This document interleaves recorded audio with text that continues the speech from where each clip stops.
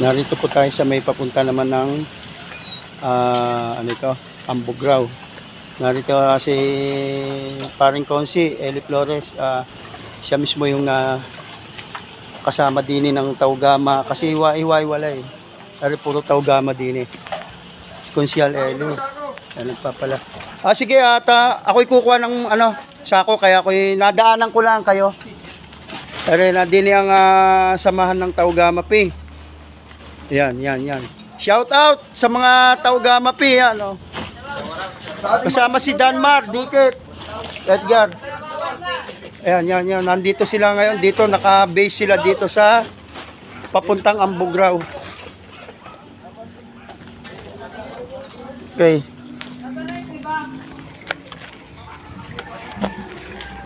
Walang uuwi ha, walang uuwi. Kakain tayo doon sa dulo ng phase 1. Nandun si Kapitan ha.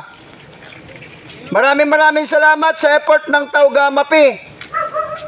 Isang malaking bagay kayo sa ating barangay, sa Kayusan. At dito naman po sa mga taga rito, nagpapasalamat din po kami kung meron man pong tumulong.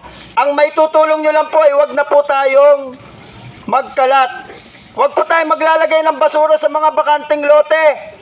Ito po ay magiging sanhi po ng pagbaha. Once na malaglag po yan sa daluyan ng tubig. Nakikiusap po kami.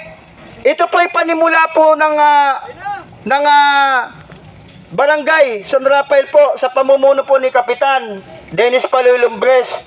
Sana po ito ipagpatuloy nyo po ng mga taga rito ang paglilinis. Ito'y pasimula lamang po namin sa pangunguna po ng Taugama P at ng iba pong mga NGOs na narito.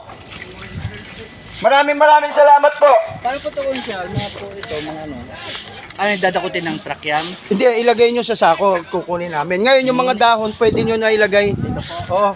Yung mga dahon, pwede nyo na ilagay sa bakanting lote. Pero yung mga papalain natin, lalagay natin sa sako, kukuha ko sako, ha? Saan? Nangyari tayo ka. Saan ka tayo? Sa inyo?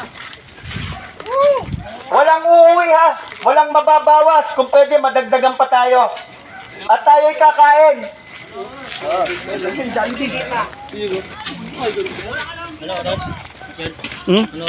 Susunduin ko kayo din eh. Susunduin kayo.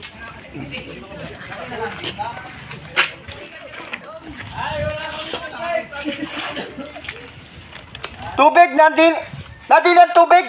Dila doon. Hindi, nandiyan lang isa. Okay guys, thank you po. Ayan po kasama ang inyong lingkod, kasama din ang isa sa napakasipag nating barangay council, si Konsyal Eli Flores. Pero nandito din naman hong iba, kaya lang rota-rota po. Dito nakarota ito si Konsyal Eli Flores, papuntang Ambugraw. Salamat po, cut off muna tayo.